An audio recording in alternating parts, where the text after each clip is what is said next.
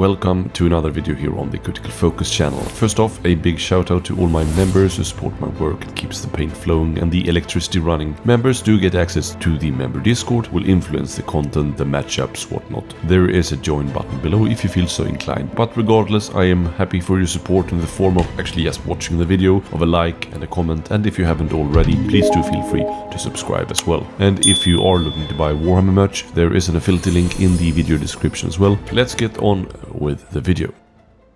So welcome to this first installment of my reviews of the Grand Alliance boxes. First up, I obviously haven't had time to playtest every warband, and the destruction warbands are the ones I've touched the least, so take it more as a first impressions rather than a final verdict, because that's an entirely different thing. Also do stay tuned for the rest of the Grand Alliance boxes as well as reviews for the 2 new rival decks and the 2 new warbands, Jaws of Itzel and Grandfather's Gardeners. Okay, so let's dive into this one, Brutes and Bandits, and look at our first warband here. Morgoth's Crushers is a 3-man warband that originally came out at the end of Beastgrave as a paired release with Morgwaith's Blade Coven. At the time, the Crushers were generally considered to be one of the strongest ones in the game, and certainly the strongest of the 2, and had a really good run there for a couple of seasons at least. Let's start with looking at their fighter cards here and their uninspired sides. For starters, they all sport 3 move, 1 shield and 5 wounds each. Morgoth has lost a bit of damage uninspired, but gained some accuracy, going up from 2 hammers to 3. The same for Ardskull, going up from 2 swords to 2 hammers uninspired, which is a big improvement. And he has actually gained a range 2 weaker version of his attack as well, which will come in handy when you are hard pressed to make a certain amount of attacks per round, say with just a few fighters left and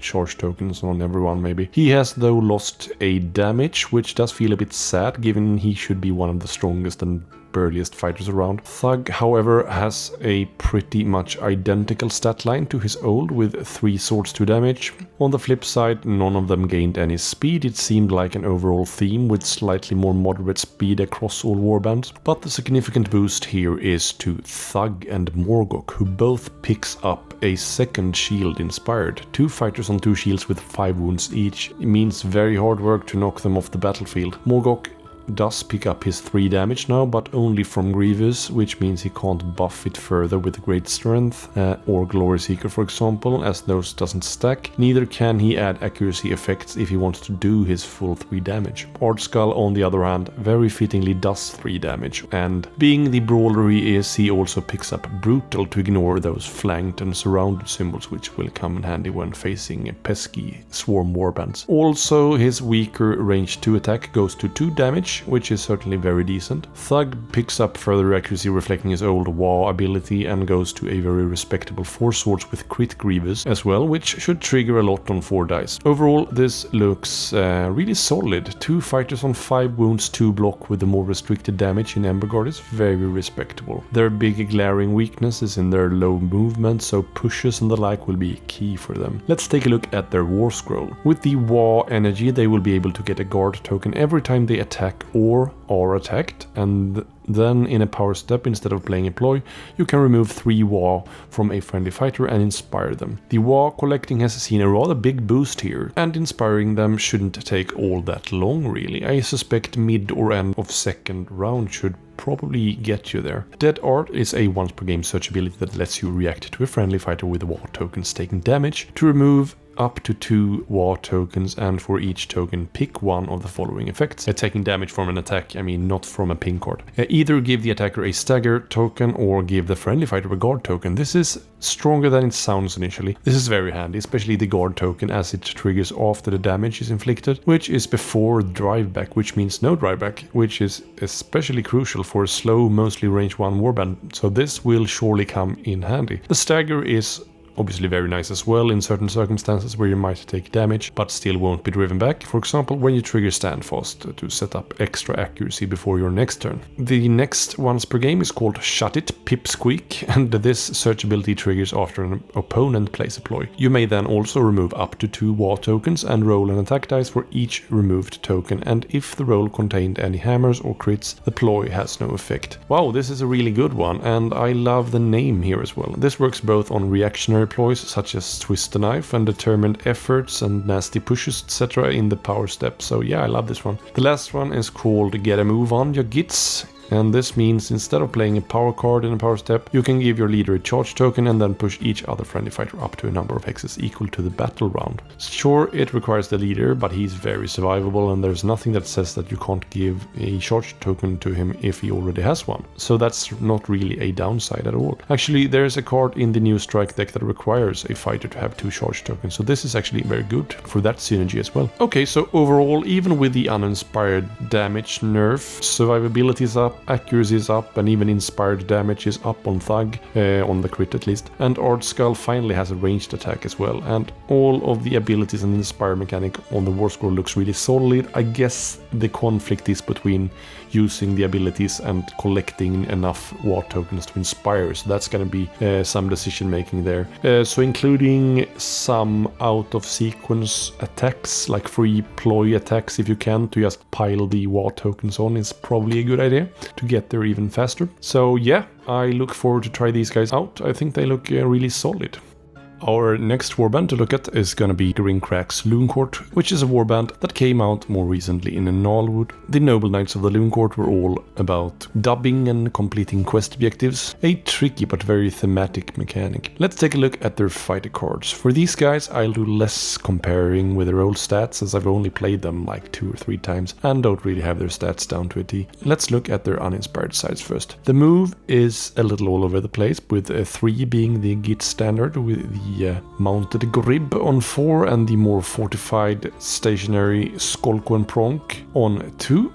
Being the odd ones out. They more or less all sport a single shield with Snorbo on a single dodge. Being a 7-man warband, they're all gonna accrue your opponent a single glory each when slain. Stat-wise, most fighters look rather unimpressive, with Nags and Burke being the weakest on 2 swords 1 damage, with Snorbo sporting a decent range 3 swords attack, and Skolko and Pronk a rather inaccurate range 4 2 swords attack, and Snark on a 2 swords 2 damage attack. Grib, however, has actually seen a little bit of a damage boost, while he previously had +1 damage only on a charge. Slapped on his old profile, the accuracy has dropped though, so overall I feel that's a nerf to him, with the damage 3 bound up in Grievous as well. And finally, the leader sports a respectable 2 hammer 2 damage attack. Inspired speed remains unchanged, while a fair few fighters picks up a defensive boost, with only Snark and Grincrack himself being left out there, with them staying on their single shield. They pretty much all of them pick up some accuracy as well, although damage is unchanged. Worth to note also is that Grib is flying, just like the squigs in Zarbag's Gits. Bouncy bouncy. Let's take a look at the War Scroll. First up, once per battle before a friendly Loon Knight uses a core ability, that fighter is dubbed for the rest of the round. So yeah, you can use that once per game,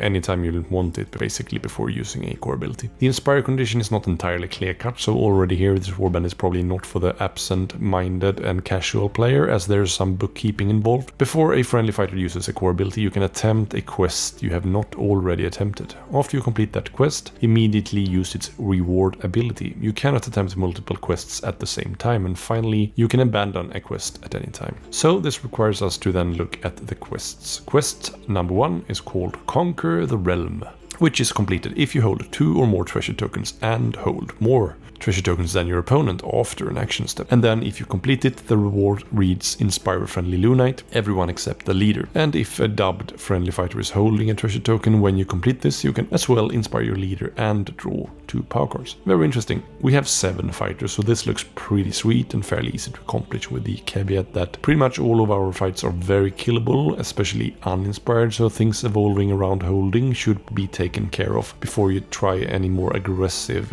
quests. Next one is called Go Forth and Wallop, and as an added bonus when you pick this quest, dubbed fighters have +1 move. I'm not sure why it says dubbed fighters in plural, as there can only be 1 dubbed fighter per round, and they stop being dubbed at the end of the round. But anyway, the quests need you to have 2 or more fighters in enemy territories after an action step, and the reward reads Inspire 2 friendly Loon Knights, and if our leader is in enemy territory, when we complete it, he may also be inspired. This also looks, if not easier, than as easy as the first quest, especially early game when we have all our fighters readily available. The next one reads Slay the Horde, and if you pick this quest, dubbed friendly fighters melee weapons have +1 attack dice for the rest of the game. That's pretty sweet, but I mean, we don't have enormous staying power on our fighters, but it's still very good. And the quest is completed after an action step if any enemy fighters with a total bounty of 2 or more are slain, which doesn't sound all too lofty, but slightly less basic than the first 2,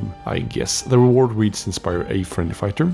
Note that it doesn't say Loon Knight here, so the leader qualifies as well if it's not an error, of course. If any of those enemy fighters were slain by a dubbed friendly fighter attack, you can inspire a Loon Knight and your leader instead. So this one, in contrast to the first one, is completable even if you don't have that many fights left. So yeah, as I said, I would definitely focus on the other 2 quests before doing this one. The last one is called Slay the Scary Thing, and if you pick this quest for the rest of the game, dubbed friendly fighters melee weapons have Grievous if the target has a bounty characteristic of 2 or more, and this one is completed after an action step if an enemy fighter with a bounty of 2 or more is slain, and the reward reads inspire up to 2 Loon Knights and your leader. Okay, so this one has the best reward. This quest is going to do nothing versus certain warbands with only 1 glory fighter, such as the Sepulchral Guards or the Mirror Match here or Sarbag's Gits or what have you. So this is probably the one I value the least here, apart from that weird possible Grievous thing staying around. So yeah, this all looks interesting, and I mean 3 out of the 4 quests looks really solid, but they are simply there to inspire your fighters, so these abilities will still have to be compared to other once per game abilities, which actually all have really impactful buffs and mechanics and out of sequence moves and etc. Apart from inspiring our fighters, we do get then a 2 power card draw once. We get a +1 move to a single fighter. We get a +1 attack dice for a single fighter for the rest of the game, and a rather situational Grievous. So apart from the +1 attack dice, I'm not overly impressed by all this. We do get some solid defensive buffs inspired, and we should be able to inspire a fair few. I think they still look fun though, and if hold or mastery or even flex fits them best though remains to be seen. I can see them doing hold pretty well. At least we don't seem to really play coy with the leader anymore, so you don't really need to keep him in the back. He can very much partake in the festivities up front if we do so desire. So yeah, that's the Loon Court for you. Our third warband to look at here is going to be the Cunning Crew, and they are tagged flex, but you don't really need to adhere to these tags honestly, and I think a fair few of these are a bit off, so take them with a grain of salt or two. The Cunning Crew came out in Harrowdeep and had one of the strongest inspire mechanics in the game, if not the strongest in my opinion, with inspiring when simply having support regardless of success, and they had a lot of tricks to pull that off as well, and that worked in both defense and offense. So let's see how they have fared while crossing the Rubicon, or whatever it is they say in 40k. Their inspired sides first. They all sport 3 basic move and mostly a single defense die, apart from Giggit on 2 dodge, which seems a bit off honestly. Shouldn't Shank with a net be more nimble than Giggit, who's carrying around a rather cumbersome ball and chain, especially for one of his size? But at the same time, Snurk is rocking 3 dodge, so logic is probably not a good way to judge these. Anyhow, their health is all over the place, just like before, with the leader on 5, Torka on 4, Crookwin on 3, and Shank and Giggit on 2 each, just like before. Manok and Torka has a bounty of 2, while the plebs earns you or opponent 1 glory each. The smaller fighters are not really amazing offensively, although Crookwin at least sports 2 damage on bad accuracy though. Torka has gained some accuracy but lost damage on his ranged option, and this is pretty much an overall theme with the ranged fighters pretty much all being nerfed to 1, with the addition of a stronger range 1 alternative. No weapon effects at all on these fighters here, and the accuracy looks rather meh overall, honestly. Let's turn them around. Weirdly enough, Torka is getting so much more than Manok here, as he gains a second shield and picks up 3 damage without the need of Grievous. He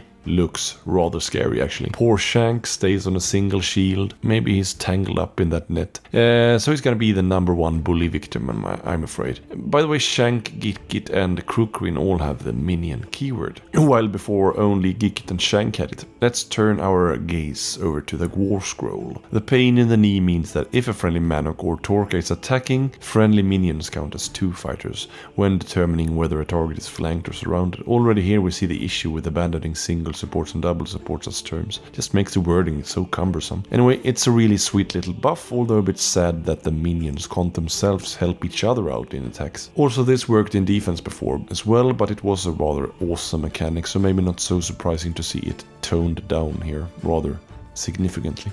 So anyway, the inspire. You inspire after a successful attack. If the target was flanked or surrounded, then you inspire both the attacker and your supporting fighters. Sorry, I'm just gonna stick with support a bit longer. It's so much easier to form sentences around it. Anyway, it's a very good mechanic, even with a drastic nerf here, as the old inspire worked regardless of success in both defense and offense, and yeah, it was certainly a bit much. Let's look at the once per game abilities. All 3 are search abilities, and first up is a Cunning Plan, and you can use this immediately after an action step if your leader has any move tokens. Push each minion up to a number of hexes equal to the battle round number. Pushes are always extremely welcome, and since this works after the move part of the charge, for example, this is a great way to set up support, and it's especially good now that we have 3 minions and not just 2. Dirty Tricks is used after your opponent makes an attack or save roll. Your opponent must then declare upgrade or ploy, and then you take 3 power cards from your hand and shuffle them face down, and then your opponent picks one of those cards. Then reveal each of those cards. If the card your opponent picked matches what they said, you draw a power card. If it didn't match what they said, the save or attack roll is not made, and you instead set the results on each dice. That's very fun, which to be honest half of the time will be very strong and impactful. And in worst scenarios, you draw a power card. Constellation prize. I guess they should probably clarify if you return the cards to your hand afterwards or not, but I'm gonna presuppose you do. The last one is called Merc Lurkers, and it is used after a friendly fighter is picked to be the target of an attack. Rolls of single and double supports are successes in save rolls for that attack. I mean, it's okay, but we don't roll a ton of defense dice, so this is pretty minor. Dirty Tricks is for sure my favorite of these, but in terms of reliability, the Cunning Plan will be really solid and useful. I would have hoped to see some sort of representation for the money bags mechanic, and possibly the Maw Crow as well, with a ranged 3 option for manning. Yeah, I just love that horrible little Crookerine figure, and him throwing coins at Gickit and Shank to do his dirty work is just amazing. The Inspire mechanic taking a hit was very expected, but even so, it's still gonna be stronger than a lot of other Warbands dittos. And inspiring Torka first, followed by Crookerine and Manok will be your priority. Shank, sorry dude. Our last warband to look at in this box is Black Powder's Buccaneers, a very fun and thematic warband that struggled with a really subpar deck and never really saw much play in version 1. Let's see if they get a glow up here in Embergard. Let's check out their fighter cards, and let's immediately address the elephant in the room. Gorlock is 8 health. He's actually Mollog +1, and yeah, wow, I didn't expect that. But let's return to him. Move-wise, we have the Nobblers and Gorlock on 3 each, Manage the Monkey on 4, and Shriek the Parrot on 5. Both the rope-swinging Keiichi and Shriek are flying as well. Defense-wise, we have Gorlock on 1 shield, like before, Manch and Shriek on 2 each, like previously, while Pegs and Keiichi has also kept their old defensive stats. Gorlock is worth 3 glory, which almost seems a bit low, given we have some warbands with 4 wounds leaders, for example, on 3 bounty. The other fighters here are, of course, only 1 each. Attacks-wise, the minions aren't much to speak of, with Shriek being the most deadly up front on 3 swords, 1 damage with Crit Grievous. Gorlock has lost his range 2, but otherwise kept his melee profile with his ranged attack, taking both a nerf and a buff. It no longer requires ammo, but it also no longer does 2 damage, which I think could very well be an issue, but yeah, let's see. You'll also note the little money bag symbol on all of the fighters except Shriek. More on that later. Let's turn them around. Gorlock keeps his 3 move and 1 shield, but gains accuracy on his hammer, and his blunderbuss goes to 4 swords, but stays on 1 damage. It doesn't even pick up Grievous. Manch goes to 2 damage, but does not gain his previous 3 dodge inspired. Shriek loses the Crit Grievous, but gains flat 2 damage instead, which I think is a buff if I remember correctly. Shriek also does not gain 3 dodge. Pegs and Keiichi simply adds a single sword and stays on their measly 1 dodge. Real dangle bros. Let's look at the war scroll. Loot and plunder. So, you start the game with 1 swagger token. All of the fighters with the money bags rune mark there has access to then the swashbuckle ability, which lets you gain a swag token after a successful attack. Do note that this weapon ability then does not stack with other weapon abilities. In addition, if you are the underdog or if the enemy was equipped with an upgrade, you gain 2 swag counters instead. Sweet, I already like it. Inspire then. After you remove your third swag token, you inspire each friendly fighter. Okay, inspiring this team is nice, but given they don't really gain a ton of neither damage or accuracy or survivability or mobility inspired, I'm more interested in what you can actually do with the swagger tokens. So let's see. So you can use one of the following abilities after you picked a ranged weapon as part of your leader's attack. When you pick that ability, you can remove 2 of your swag tokens. Keep in mind you start with 1, so you just need 1 more to trigger the buff fully. You can only use each ability once per game. First up, Swag Shrapnel. After the attack, you can pick up to 2 other enemy fighters within 2 hexes of the target. Then you roll a number of dice equal to the swag tokens you removed, to a maximum of 2. If you roll any crits or hammers, each of those fighters take a damage, and both the target and those fighters both gets a stagger token. I love the lore dump here. Stolen gold, silver spoons, rusty nails, it all comes out of Gorlock's Grundbus in a blast of flesh-sharing shrapnel, and the effect is not bad at all. Quite reliable ping actually. Next one is Swag Blast, which is slightly less exciting. It gives you cleave for the attack, and if the target is driven back, they are staggered as well. Certainly an okay effect. Cleave is much better now than before. Lastly, we have Swag Mortar. By aiming his Grundbus high, nowhere is safe from Gorlock's rain of red-hot loot. The weapon gains plus X range for the attack, where X is of course the number of swag you remove. So recapping here, I'm glad to see Gorlock's Grundbus being unchained sort of, and always being able to blast away, but with only doing a single damage you still have to rely quite heavily on his melee attacks to really dish out damage, which is not even range 2 anymore. Sure, Mansion Shriek can do some damage as well, but they are no longer as dodgy as before, and they don't do a ton of damage, and they die pretty quickly. I loved what they tried to do here, but I think we needed maybe one ability at least that buffed the damage output once at least. Could have gained Grievous on the Grundbus when inspired at least. I'd gladly sacrifice a wound or 2 to pick up Grievous, as now he will still have to do, as I said, the real heavy work with his cutlass. The abilities are fun and I love the theme. I'm just not convinced he'll be amazing, but I'll gladly be proven wrong. That is it for the Brutes and Bandits box, but we have 3 more to go, plus a ton of other contents with the new Warbands and the new rival decks as well. So do stay tuned. Do leave a like and a comment below. It really helps the channel out so much. Thank you all so much for watching. Have a great rest of your day. See you soon. Bye.